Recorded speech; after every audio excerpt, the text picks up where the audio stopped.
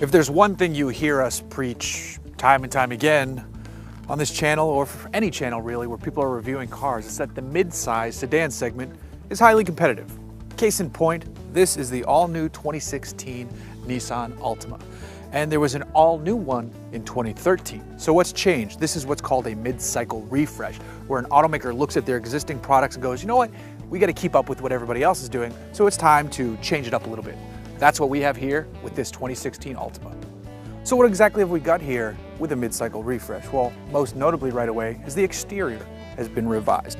The car now fits in with the rest of the family. If you look at the face, you can see the same familiar lines that you'll find in the Murano and the Maxima. The fascia is a little bit more aggressive. You've got what Nissan calls their boomerang headlights. The fenders are a little bit more muscular. The hood has been redesigned. You come down to the side, you've got some nice looking wheels. I really like the way the shoulder line stands apart. Almost ties in a little bit with what the Infiniti side of the family is doing. When you come all the way to the back, you've got boomerang taillights. It's part of the Nissan signature look, and it now ties the Altima into the rest of the family. Now, despite what I said a moment ago about this car having more aggressive fenders and almost Infiniti-esque sidelines, we don't have a very muscular engine choice under the hood of our tester here. This is a 2.5-liter inline 4-cylinder engine, and it's good for 182 horsepower and about 180 pound-feet of torque. What it is good at is getting good fuel economy. Combined driving, you're going to see over 30 miles per gallon. On the highway, you might just touch very near 40. It's rated at 39. There is another option though. There's a 3.5-liter V6 that slots in here, and it's got over 270 horsepower. It's got 250 pound-feet of torque. It still gets good fuel economy, not as good as this one here, but it's the more racy of the bunch. Both engines are paired with the Xtronic CVT. Nissan loves CVTs, continuously variable transmissions. They're one of two companies that make CVTs that are livable, Subaru being the other one. I personally don't love CVTs, but they do a good job at what they're designed to do, and that's get good fuel economy, and that's what it's clearly doing here on the Altima. Now, Nissan didn't just spend all their time on the outside of the car, they also worked on the inside. They've reworked things in here. These door panels have the softer touch material, while the seats also have a new material as well. These seats have also been reshaped so they're more comfortable.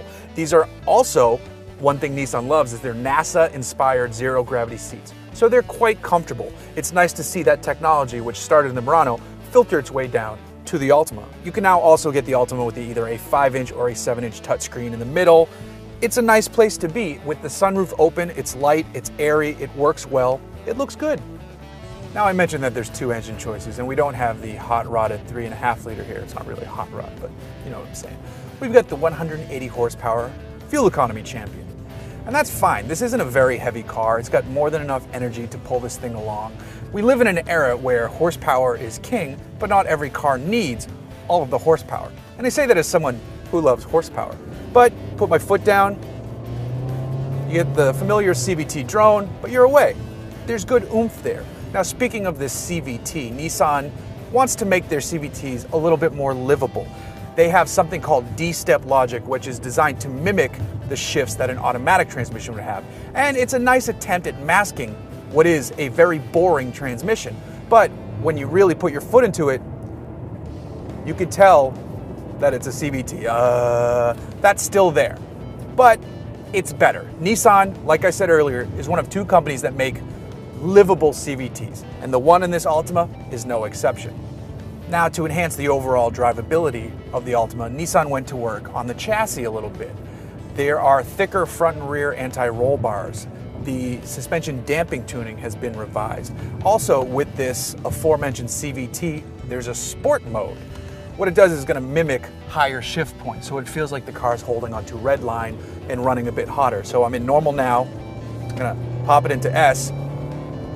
I mean, it's still a CVT. It's not like we're dealing with the sport differences between Sport Plus, AMG models, M modes. It's not that. It's just, it shifts a little bit more aggressively in a CVT. So it's not even really shifting. But, you know, it's a nice to have, I guess. Now, speaking of sport mode, there is a version that Nissan has launched for 2016 called the Altima SR, and you can get it with either engine. What it does is it gives you unique looking 18-inch wheels. It changes the shift logic of the CVT a little bit.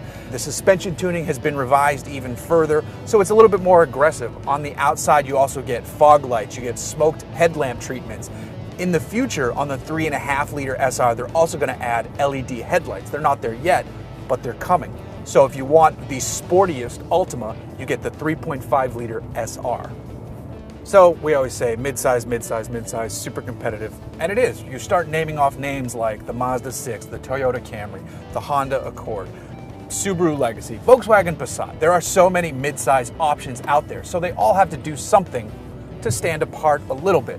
For me with the Altima, I think the exterior styling is pretty nice. It looks great. It's in line with the rest of the family, so you can have your familial aspirations of someday jumping up to a Maxima or an Infiniti if you really start doing well. Now on the inside, they've created a nicer place to be when they first launched this later generation. It's refined. It's still got the really good looking gauges, which I love because they remind me of a high-end chronometer watch. But aside from that, because we're in the 2.5 liter, I'm not, excited. I like to go a little fast. I like to drive cars that maybe don't make the greatest choices for daily drivers. And I think the 3.5 liter version would get me closer to that. Nearly 300 horsepower Altima. That sounds like a good thing in my world. That said, this is a great engine for just every day-to-day, day-in, day-out commuting. If you're on the highway and you're gonna get close to 40 miles per gallon, that's not a bad thing, that's a good thing. So where does this fall price-wise? The base entry-level Altima starts at around $22,000. If you tick all the boxes, you're going to be over $33,000 for a 3.5 liter SL. The SL is the highest trim. The SV is the mid-grade trim. The SR is just above the SV if you want it to be sporty. So pricing, it's in line with the competition. Features, it's in line with the competition. In this mid-grade version, and I have my heated seats, I've got my nav, I've got all the stuff that you've come to expect. So it comes down to styling, warranty, price is close on a lot of these, and fuel economy. But what it really comes down to is maybe some brand loyalty. That's what you're shopping for in the midsize segment, and that's why these guys are fighting so hard with their constant changes and their mid-cycle refreshes to get your money. If you choose to spend that money here, you haven't made a bad choice.